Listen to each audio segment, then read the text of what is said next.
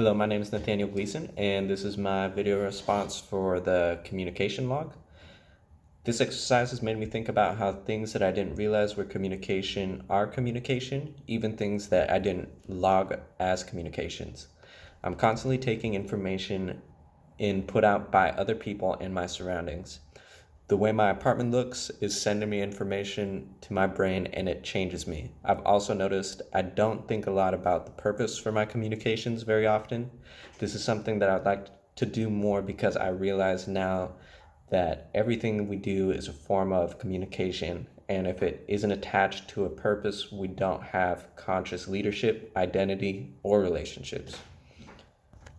I also think that because of COVID, the day flies by sometimes without anything concrete to tie your day together. And keeping track of it, along with viewing it through the lens of communication, while there aren't as many opportunities for face to face social communication, provides a different perspective. It would be interesting to do this exercise again post COVID with regular classes happening in person and also just more things happening in person. I also always thought of everything that I did before as interacting with what's around me, which is similar to communication. But now, when viewed as communication, it seems that my environment slash person slash thing that I'm interacting with, along with myself, have more defined roles. It's an exchange of information, either mutually or one way. Sometimes it's a conversation, and sometimes it's just information from source to the consumer.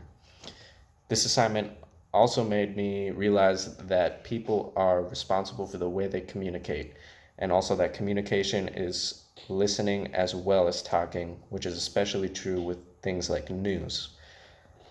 Which means people also need to be responsible for the way they listen, because it's the only way we can control the way the world influences us.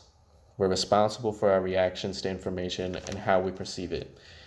The unexamined thought is not worth thinking, which ties into identity and creating it consciously.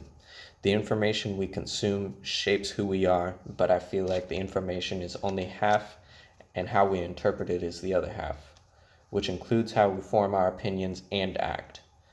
Without this consciousness, we're just consuming information and forming opinions without realizing it.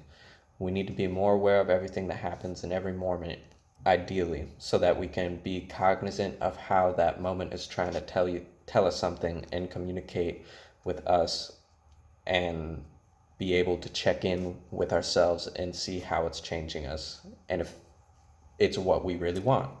We also need to be responsible for what we consume in the first place, which means making sure our sources of information are credible with how many lies there are out there.